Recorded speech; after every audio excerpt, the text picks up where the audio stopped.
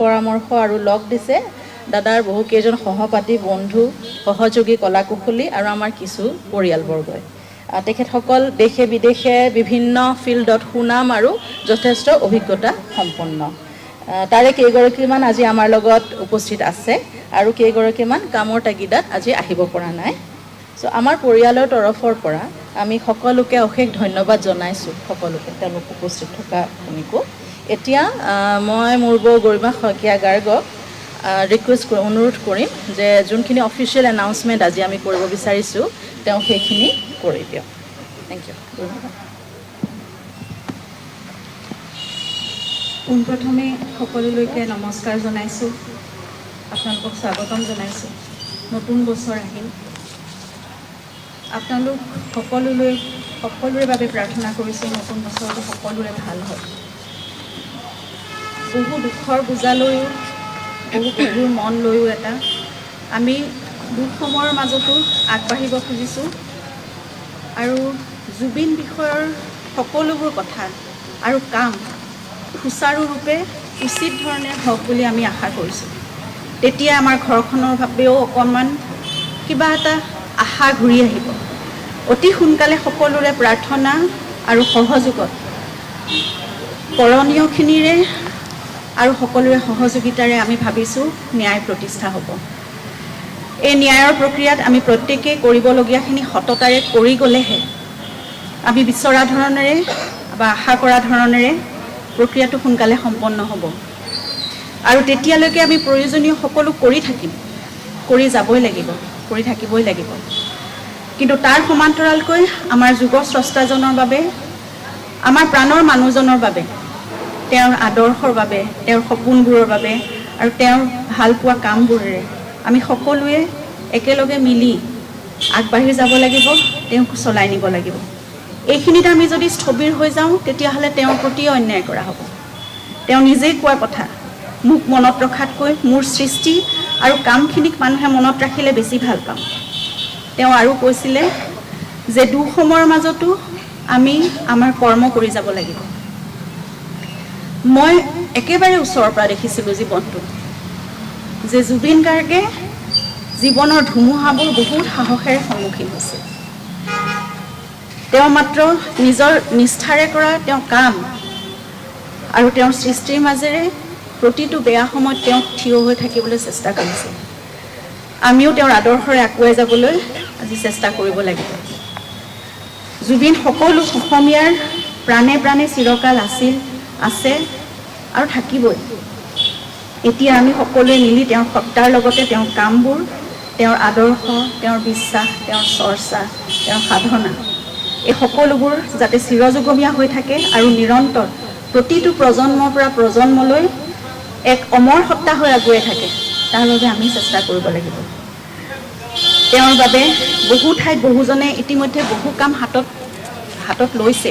আৰু আগবাঢ়িছে আমাৰ পৰিয়াল আত্মীয় স্বজন বিশেষকৈ তেওঁৰ বন্ধুবৰ্গই এনে এক উদ্দেশ্য লৈ একত্ৰিত হৈছোঁ আজি আৰু প্ৰথম খোজটি আজি আপোনালোকৰ আশীৰ্বাদ আৰু শুভেচ্ছা লৈ আগবঢ়াব বিচাৰিছোঁ মই বহুত আৱেগিক হৈছোঁ কাৰণ জুবিনৰ বাবে আজি 3.5 মাহৰ পিছত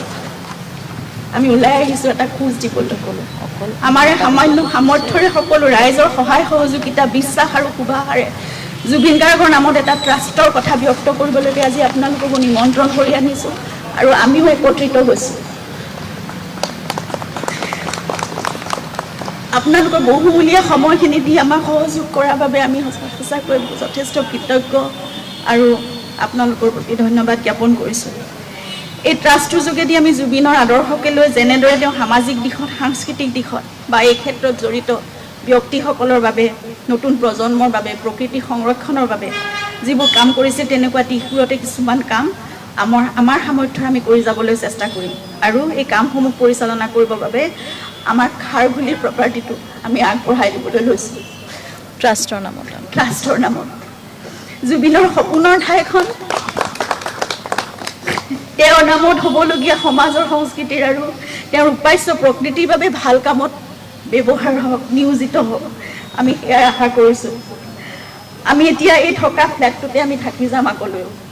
কিন্তু খাৰঘুলিৰ সেই প্ৰপাৰ্টিটো য'ত জুবিনৰ বহুত আশা তাত জড়িত হৈ আছিল সেইখিনি জুবিনৰ নামত হোৱা সামাজিক সাংস্কৃতিক ভাল কামবোৰৰ মানুহৰ বাবে কৰা কামবোৰৰ বাবে কাৰণ জুবিন এজন মানুহৰে মানুহ আছিল সেই কামবোৰতে নিয়োজিত হ'ব আমাৰ সৈতে কেইবাজনো ভাল ভাল ব্যক্তি বিশেষকৈ বিভিন্ন ক্ষেত্ৰত নিজ নিজ কৰ্মৰে প্ৰতিষ্ঠিত জুবিনৰ স্কুল কলেজৰ বন্ধু তেওঁলোকৰ সময় সদিচ্ছা আৰু সুভিজ্ঞতাৰে আমাৰ সৈতে জড়িত হৈ একেলগে জুবিনৰ বাবে কাম কৰি যাব বুলি আমাক সঁহাৰি জনাইছে আৰু সেইবাবে আমি যথেষ্ট কৃতজ্ঞতা অনুভৱ কৰিছোঁ তেওঁলোকৰ প্ৰতি আৰু আমাৰ সৈতে আমাৰ খুৰা শ্ৰদ্ধাৰ মনোজ বৰঠাকুৰদেৱ আমাৰ ভাতৃ ডক্টৰ পাৰ্থসাৰথী মহন্ত দাদা তেখেত আহি আছে শ্ৰদ্ধাৰ গৌতম শৰ্মা দাদাও থাকিব আমাক বিভিন্ন দিশত উপদেশ পৰামৰ্শৰ বাট দেখুৱাই আগবঢ়াই নিবলৈ জুবিনে সদায় তেওঁৰ সেনাগণ বুলি অভিহিত কৰা জুবিন ফেন ক্লাব থাকিব আমাৰ কামবোৰত সহায় কৰিবলৈ এতিয়া সকলোতকৈ আমাৰ বাবে ডাঙৰ শক্তি আৰু সাহস ৰাইজ গতিকে আপোনালোকৰ মৰম আশীৰ্বাদ বিশ্বাস সহায় সহযোগিতাৰে জুবিনৰ সপোনৰ কামবোৰ আমি নিশ্চয় আগুৱাই নিব পাৰিম বুলি আশা কৰিছোঁ আৰু লগতে এটা গুৰুত্বপূৰ্ণ কথা আজি ক'ব বিচাৰিছোঁ কালি বছৰৰ প্ৰথম দিনটোতে মাননীয় মুখ্যমন্ত্ৰী মহোদয়ে তেখেতৰ কথা ৰাখি জুবিনৰ শেহতীয়া ছবি ৰৈ ৰৈ বিনালেৰ বাবে অহা ৰাজ্যিক কৰ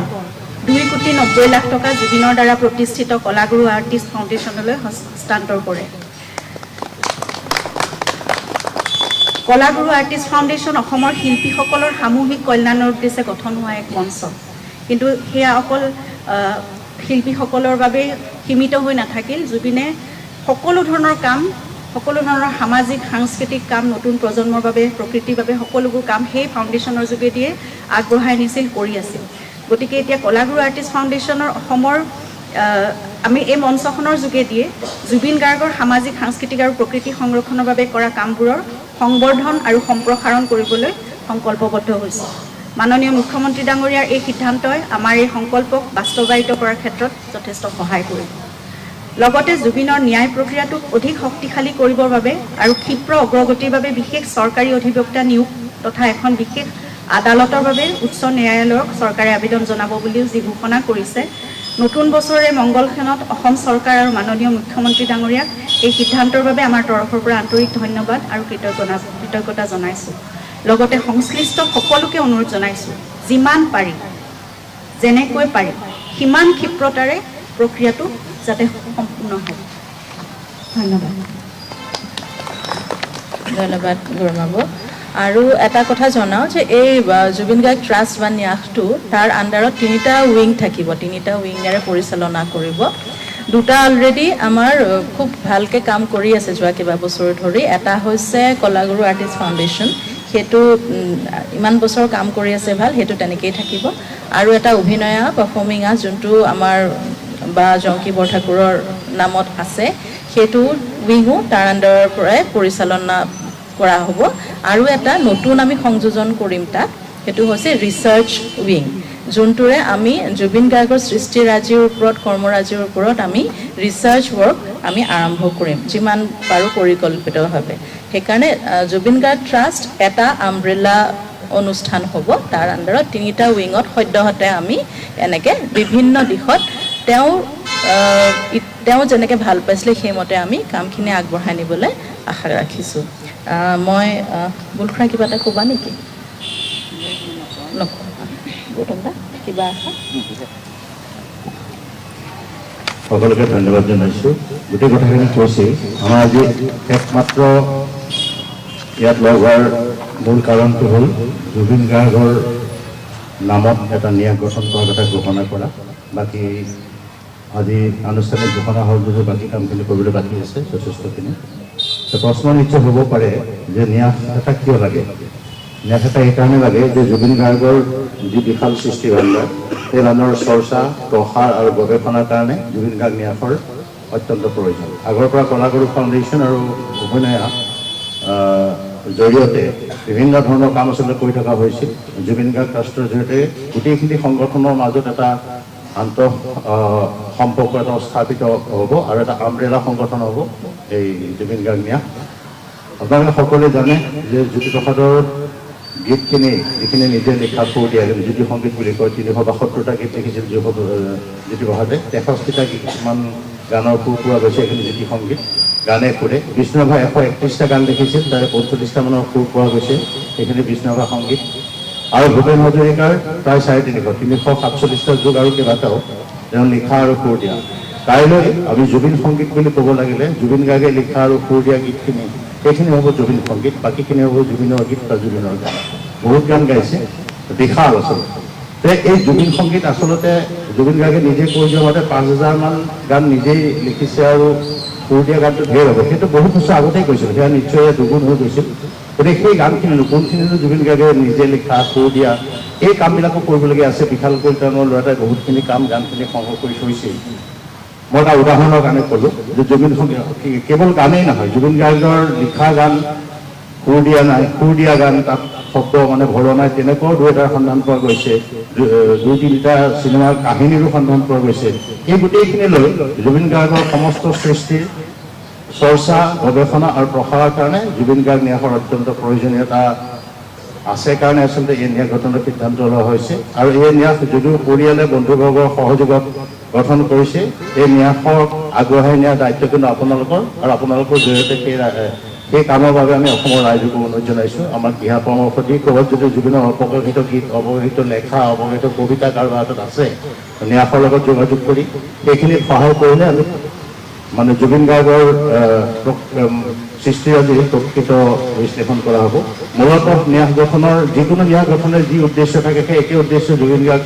ন্যাস গঠনৰ, কিন্তু ইয়াৰ বিশালতাটো ইমান বেছি যে গানৰ সংখ্যা ইমান বেছি, তেওঁৰ সৃষ্টিৰ সংখ্যা, কৰ্মৰ সংখ্যা, কোৱা কথাৰ পৰিমাণ ইমান বেছি যে আন বহু ন্যাসতকৈ এই ন্যাসৰ আচলতে পৰিসৰটো যথেষ্ট ডাঙৰ হ'ব। সেইকাৰণে আপোনালোকৰ সহায় সহযোগিতা লাগিব।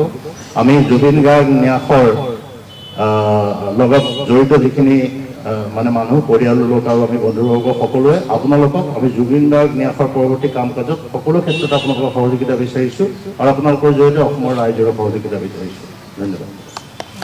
মই শ্যামন্ত গৌতমক কিবা দুআষাৰ ক'বলৈ অনুৰোধ জনাম। গৌতম দাই অলৰেডি ক'লে, তো মই দুটামান এড কৰিছোঁ যে আমি জুবিন গাৰ্গৰ সকলো গানৰ বেষ্ট যিবোৰ টপ 1000 এটলিষ্ট আমি ভাবিছোঁ,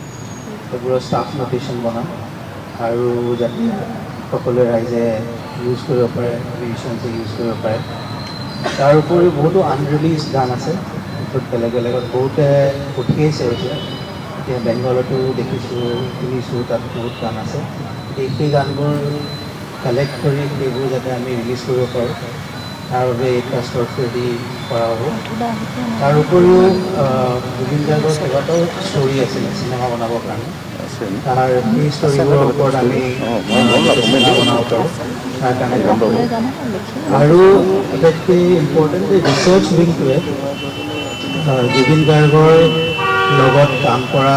সকলো মানুহ, যিমানবোৰ কণ্টেম্পৰেৰী আছে, যিমান ফ্ৰেণ্ডছ আছে, যাৰ লগত কাম কৰিলে তেওঁলোকৰ লগত কি কাম কৰিছিলে, কেনেকুৱা সকলো ডেটা এটা ডিজিটেল লাইব্ৰেৰী বনাবৰ কাৰণে আমি প্ৰচেষ্টা কৰিম। সেইটোত সময় লাগিব, বহুত সময় লাগিব, আৰু এই গোটেই ডেটাবিলাকে আমাক সহায় কৰিব পাছলৈ আমি যাতে বায়'পিক বনাব পাৰোঁ বা কিবা কৰিব পাৰোঁ। আৰু এটা দীঘলীয়া প্ৰচেছ হ'ব, গতিকে সকলোৰে হেল্প আৰু কাৰোবাৰ ওচৰত কিবা ইনফৰ্মেশ্যন আছে ট্ৰাষ্টলৈ হ'ব বুলি আশা কৰিছোঁ। আৰু ষ্টাফ ন'টেশ্যনটো এটা বৰ দীঘলীয়া প্ৰচেছ, গতিকে যিসকলে কৰিব পাৰে সহায় সহযোগ আগবঢ়াব বিচাৰে তেওঁলোক যাতে আগবাঢ়ি আহে।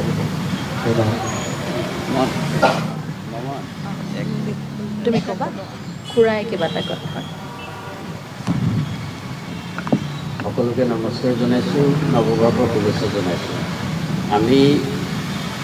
বিশেষকৈ অসমৰ নৱপ্ৰজন্মক আমি সামাজিক মাধ্যমৰ পৰা আঁতৰাই ৰাখিব নোৱাৰোঁ, কিন্তু আমি এই প্ৰসংগত অকণমান জুবিন গাৰ্গৰ ক্ষেত্ৰত এই বিচাৰ প্ৰক্ৰিয়া যিহেতুকে দীঘলীয়া হ'ব, তাকে অলপ ধৈৰ্য সহকাৰে যাতে থাকি পেলাই এই বিচাৰ প্ৰক্ৰিয়া ভালদৰে আগবাঢ়ি যাবলৈ যাতে সকলোৱে সহায় কৰে, সেইকাৰণে সামাজিক মাধ্যম ব্যৱহাৰ কৰোঁতে অকণমান যাতে সংযত হয় আমাৰ জুবিন প্ৰেমী সকলো ৰাইজ। তাৰ কাৰণে আমি পৰিয়ালৰ ফালৰ পৰা এটা পুনৰবাৰ আপোনালোকৰ আগত অনুৰোধ জনালোঁ। থেংক ইউ খুৰা। এতিয়া মই নয়ন কাশ্যপ ICICI বেংক, নয়ন দাক অনুৰোধ জনাম অলপ দুআষাৰ ক'বলৈ।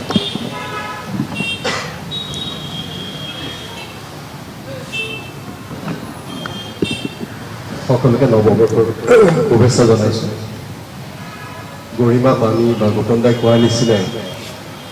ইমান স্থবিৰতাৰ পিছত যেন অকণমান উশাহ ল'বলৈ আমি গোটেই বন্ধুবৰ্গ পৰিয়াল লগ হৈছোহি। কিন্তু গৌতম দাই মাত্ৰ কোৱাৰ নিচিনাই ইমান ডাঙৰ বিশাল ব্যক্তিত্ব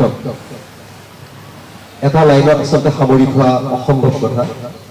সেইকাৰণে আমি জুবিন গাৰ্গৰ নামত এটা ক্লাছ হোৱাটো বিচাৰিছোঁ। ক্লাছ হোৱাটো এইটো কাৰণেই বিচাৰিছোঁ কাৰণ গৰিমাই কোৱাৰ নিচিনাই জুবিনৰ ইমান মৰমৰ ঘৰখন সম্পত্তিখিনি যেন যুগ যুগান্তৰলৈকে সংৰক্ষণ হৈ থাকে আমাৰ পিছৰ প্ৰজন্মই চাব পৰাকৈ, সেইটো কাৰণে ট্ৰাষ্টৰ অধীনত হোৱাটো অত্যন্তই বাঞ্ছনীয়। সেই অজুহাতত আমি এখন পূৰ্ণাংগ দ্বীপ এখন প্ৰস্তুত কৰিছোঁ সকলোৱে মিলি পেলাই। আৰু এই পামীয়ে কোৱাৰ নিচিনাই জুবিন গাৰ্গৰ এই ট্ৰাষ্টৰ অধীনত 3টা উইংছ থাকিব, চাইল্ড ট্ৰাষ্ট বুলি কোৱা হয়। এটা হ'ল কলাকৰু ফাউণ্ডেশ্যন, যিটো ইতিমধ্যে আমি বিভিন্ন কাম কৰিছোঁ। দ্বিতীয়টো হ'ল অভিনয়ৰ জৰিয়তে আমি জুবিনে যিটো বিচাৰিছিলে শিশুৰ পৰা আদি কৰি যিমানবোৰ